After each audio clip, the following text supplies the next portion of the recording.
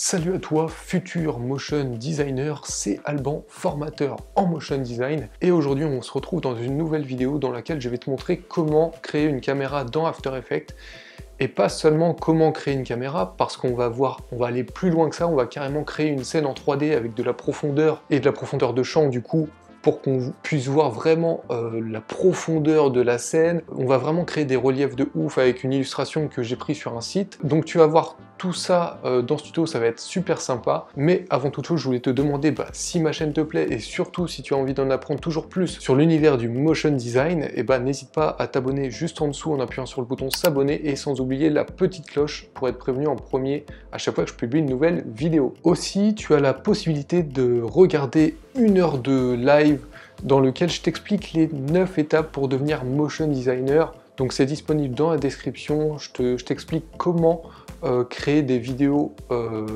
professionnelles en motion design, comment ne pas faire les mêmes erreurs que les débutants, et comment derrière trouver des clients pour devenir motion designer freelance. Donc tu vas voir que ça a été jamais aussi simple depuis tous les temps de devenir motion designer freelance. C'est extrêmement simple, il suffit d'avoir les bonnes clés et au final tu peux devenir motion designer freelance en moins de 6 mois et vivre de ta passion. Donc c'est absolument génial. Voilà, donc tout ça c'est dans la description et on se retrouve tout de suite de l'autre côté pour le tuto.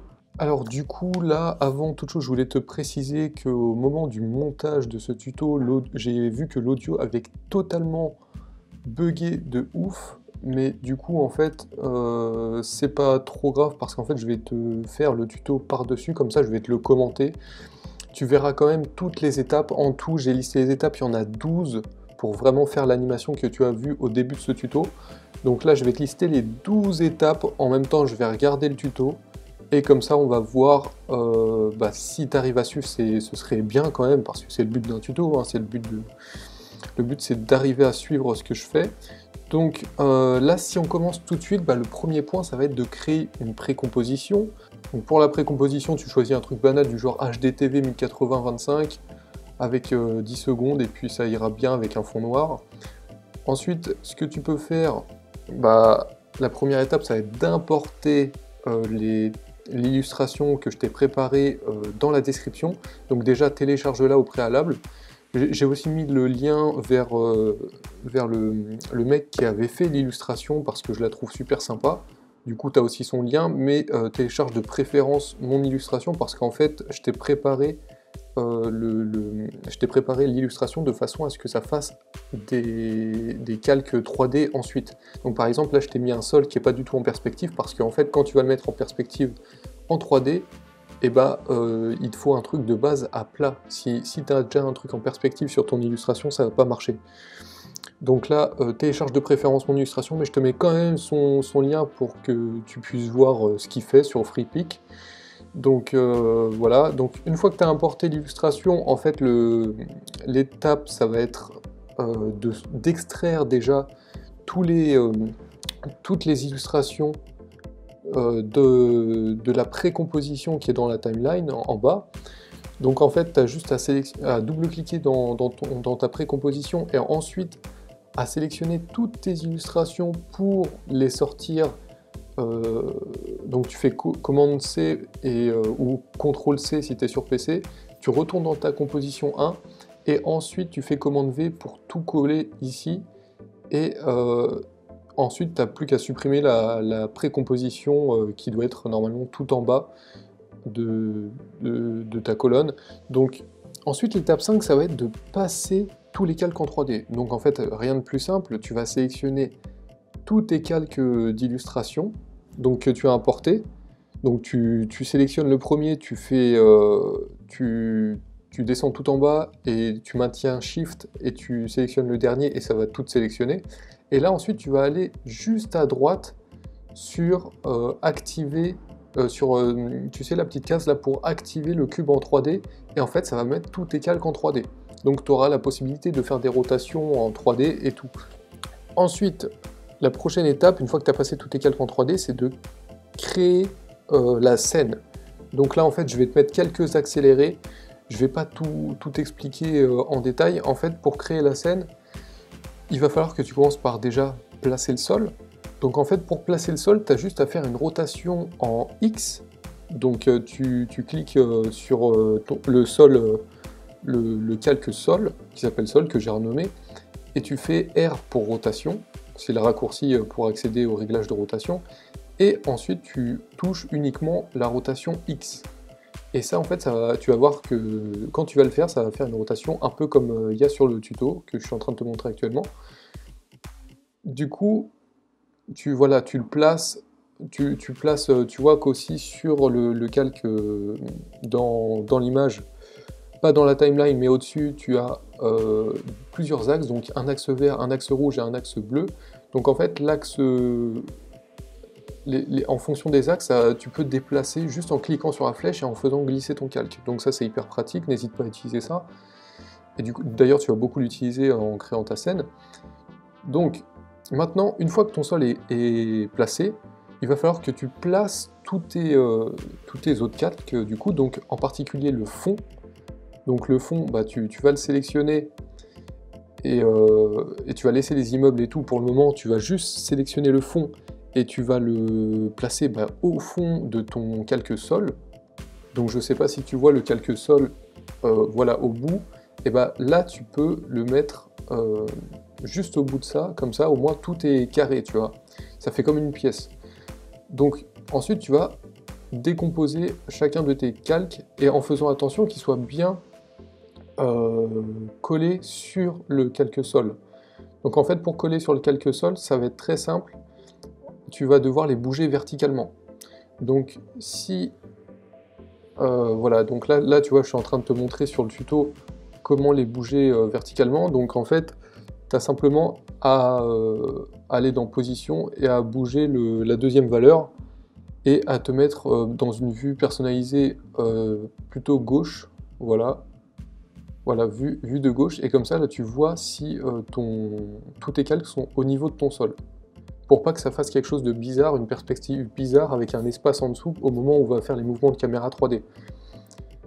Donc maintenant, ensuite la prochaine étape, une fois que tu as placé ton sol, ton fond et que tu as bien tout collé au sol, la prochaine étape ça va être de placer tes immeubles en profondeur.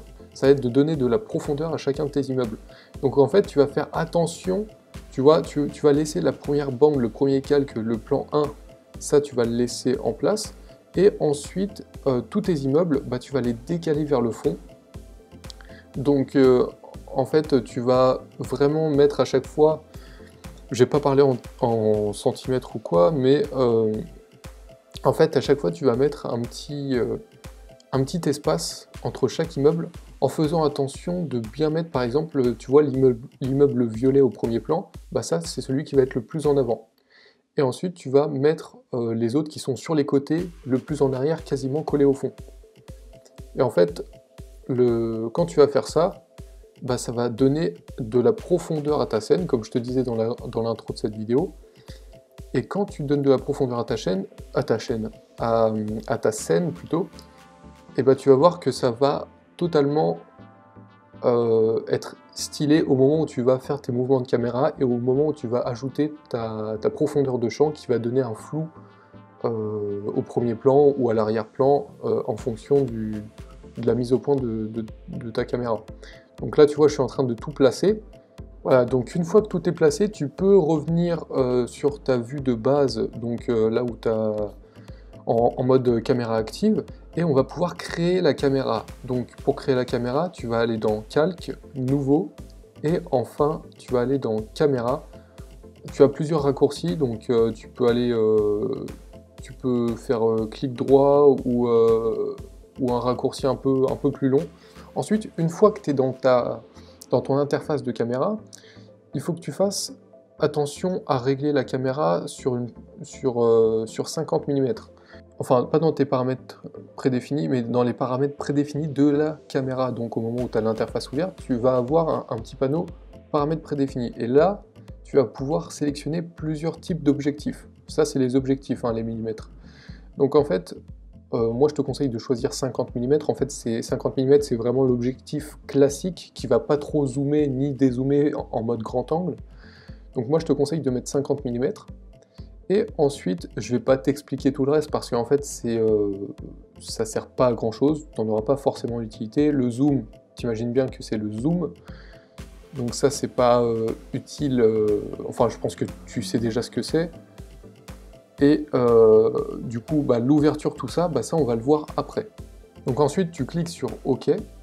Donc une fois que ta caméra est créée, tu vas pouvoir aller dans les options de ta caméra. Donc tu as juste à déplier ta caméra et aller dans Options de caméra, tout simplement, dans ta timeline. Et dedans, tu vas pouvoir régler un tas de choses, donc le zoom, la profondeur de champ, la distance de mise au point, l'ouverture, tu vas pouvoir régler un tas de choses. Donc moi, ce que je te conseille de faire, c'est d'animer dans un premier temps, le mieux ce serait d'animer ta caméra dans un premier temps. Donc en fait, tu vas pouvoir animer le mouvement de ta caméra, donc, parce qu'en fait, on va faire dans un premier temps l'animation de la caméra, et ensuite on va animer la mise au point de ta caméra pour donner un flou au premier plan, et ensuite le premier plan net, ou inversement. Donc ensuite, tu peux régler la profondeur de champ. Donc la profondeur de champ, en fait, ça va être hyper simple à animer. Donc en fait, pour faire ça, tu vas aller dans les options de ta caméra, tu vas bien vérifier que la profondeur de champ est OK, et ensuite tu vas du coup régler l'ouverture, plus ou moins, pour augmenter ou diminuer ton flou. Donc ça, c'est comme tu veux, tu peux vraiment l'augmenter ou le diminuer, c'est selon tes goûts. Et du coup, bah, tu vas pouvoir passer à l'étape suivante qui est d'animer ta distance de mise au point. Donc en fait, sur ta rotation, le but c'est que, par exemple, au début de ton animation, quand tu as la caméra à gauche de ta scène, le but c'est que tu aies, par exemple, le premier plan qui soit net.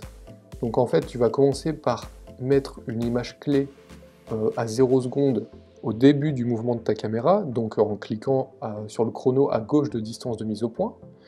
Et ensuite, tu vas aller à 5 ou 6 secondes, selon ce que tu as fait comme animation, pour mettre une deuxième image clé où tu vas augmenter ou diminuer, je sais plus, la distance de mise au point, pour que tu puisses donner le fond net à ta scène. Donc en fait, ça va animer ta distance de mise au point en mettant le premier plan au début net, et ensuite ce sera le fond qui sera net à la fin de ton animation. Et en fait, ça va donner un côté hyper réaliste, entre guillemets. Ça va faire un peu comme si c'était une maquette, un peu... je sais pas si tu vois ce que je veux dire, mais en fait, ça va être hyper sympa comme animation. Donc, dans un premier temps, comme je te disais, on va animer la caméra. Donc, pour animer la caméra, comme tu peux peut-être le voir sur le tuto que je suis en train de te passer, on peut faire plusieurs choses. Donc, en fait, tu as soit la possibilité d'aller dans les options de ta caméra, non pas dans les options de ta caméra, d'aller dans l'option de transformer de ton calque caméra, et là tu peux régler la position et le point ciblé de ta caméra. Alors moi je trouve pas ça hyper pratique. Moi ce que je fais en fait, c'est que j'utilise les outils en haut. Donc en fait j'utilise 3 outils, pas le premier, j'utilise les 3 outils caméra, donc c'est-à-dire orbite, approche XY ou approche Z. Et en fait quand tu utilises ces 3 outils, bah, tu peux, par exemple, orbite, ça va faire une rotation autour du point ciblé de ta caméra. L'approche de XY, ça va simplement faire comme des rails sur ton axe X et Y. Normalement, tu dois commencer à connaître ce que c'est l'axe Y. Et ensuite, l'approche Z, c'est pour la profondeur. Donc en fait, si tu veux faire un travelling avant avec ta caméra, bah, par exemple, tu vas sélectionner l'approche Z, tout simplement. Donc aussi, ça peut être possible que tu aies, au moment où tu fais tes mouvements de caméra, c'est possible que tu aies le fond à l'arrière qui déborde. Alors pour régler ça, tu as juste 2 astuces en fait. Soit de faire zoomer ta caméra via l'option zoomer qui sont dans les options de ta caméra. Donc là, tu peux zoomer légèrement ta caméra, ça va réduire l'angle de vision de ta caméra. Soit tu peux agrandir les calques qui sont par exemple en arrière-plan ou le sol, etc. Mais si tu zoomes au moins, là, ça va pas déformer tes calques entre guillemets. Donc choisis de préférence le zoom. Donc moi en fait je suis parti de la gauche du plan, de la gauche de la scène, en zoomant un peu ma caméra dedans, et ensuite je l'ai bougé à droite, bien sûr en mettant des images clés pour créer l'animation. Encore une fois, si tu es débutant dans ce tuto, ça va être un peu compliqué pour toi, sachant qu'en plus, comme le son il a bugué, eh ben, je te fais en quelque sorte un résumé par audio. Mais voilà, il faut bien sûr créer des images clés pour créer une animation. Si tu n'as pas d'image clé, tu n'as pas d'animation. Donc en fait, tu vas commencer par cliquer sur les chronos. Tu vas mettre par exemple ton curseur à 0 secondes et tu vas cliquer sur les chronos du point ciblé et de la position de ta caméra.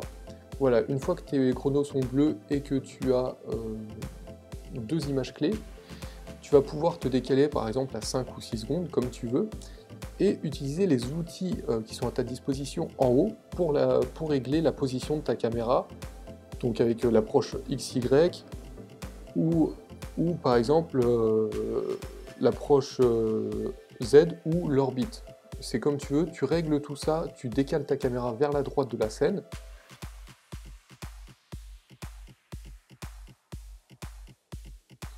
Et ensuite, une fois que ton mouvement est pas trop mal, moi ce que je vais te demander de faire pour que ton mouvement soit mieux, ce sera de lisser la vitesse du mouvement de ta caméra. Donc pour lisser la vitesse, en fait c'est tout simple, tu vas sélectionner tes images clés. Donc voilà, tu sélectionnes tes images clés et tu vas dans l'éditeur graphique, et dans l'éditeur graphique tu pourras sélectionner tes images clés et ensuite cliquer sur le petit bouton qui est en bas à droite pour créer un lissage de vitesse.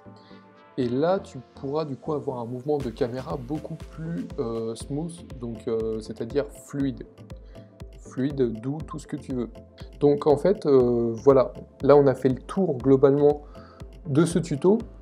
Donc j'espère que ça a été assez simple à toi pour le suivre. Moi j'espère que j'ai pas trop galéré au montage pour recoller tous les morceaux sur l'audio que je viens de te faire. Mais quant à le résultat final, tu peux voir que ça rend super bien et c'est pas entre guillemets si compliqué à faire quand tu maîtrises un minimum After Effects. C'est sûr, si tu es débutant, ça va être un peu compliqué que tu fasses tout ça, surtout si je te fais un tuto avec un commentaire à côté et non un tuto en direct, tu vois, avec la voix. Mais c'est bien de se prendre en main des fois et de créer les choses par soi-même plutôt que de suivre pas à pas un tuto et de suivre simplement bêtement toutes les étapes à faire une par une sans vraiment savoir ce qu'il faut faire. Donc voilà, c'est une étape qui est assez bien pour progresser, de faire les choses par toi-même. Voilà, ce tuto est terminé, donc j'espère qu'il t'a plu et on se retrouve tout de suite devant la caméra. Donc voilà, tu as vu comment on crée une caméra et même bien plus, comment on manipulait la caméra, comment on crée une profondeur de champ, comment on pouvait créer un zoom, comment on peut créer une scène en 3D, tu as vu qu'on pouvait faire un tas de choses sur After Effects. Donc j'espère que ce tuto t'a plu, j'espère qu'il t'a aidé. S'il t'a aidé et qu'il t'a plu en plus, n'hésite pas à lâcher un pouce bleu juste en dessous, ça me ferait super plaisir. Et n'oublie pas d'aller visionner les 9 étapes pour devenir motion designer si c'est ta passion et que tu as envie d'en vivre. Toutefois, si t'as pas envie d'en vivre et d'en faire ton métier, c'est pas grave, mais tout ça c'est dans la description, donc n'hésite pas à aller voir et on se retrouve à très bientôt pour un prochain tuto. C'était Alban, ciao!